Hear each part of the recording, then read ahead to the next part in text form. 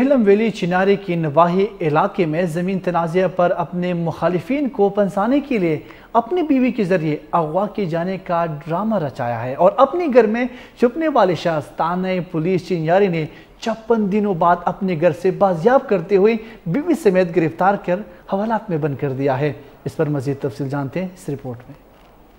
शफीक नामी शख्स ने बीवी के जरिए मुखालफिन को फंसाने के लिए SP झेलम वैली को अपने शोर को मुखालफिन की तरफ से अगवा करने के हवाले से दरखास्त दे रखी थी। पुलिस ने तहकीकात जारी रखी और गुज़श्ता रोज जराए से मालूम हुआ कि शफीक काज़मी नामी शख्स अपने ही घर में छुपा हुआ है, मुखालफिन को फंसाने के लिए गायब किए जाने का ड्रामा कर रहा है, जिस पर एडिशनल SHO चिनारी नफरी के हमरा गेल जबड़ा पहुंचकर 56 दिनों से गायब किए जाने का ड्रामा करने वाले सईद शफीक काज़मी को अपने ही घर से बरामद करते हुए बीवी समेत हवालात बंद कर दिया। सहूलतकारों समेत मुकदमा दर्ज करते हुए चीफ मुलजिम और उसकी बीवी को हवालात बंद कर दिया गया, जबकि सहूलतकारों की गिरफ्तारी के लिए पुलिस छापे मार रही है। कैमरा टीम के साथ अरफान अकरम, वादी झेलम, चिनारी, आजाद कश्मीर।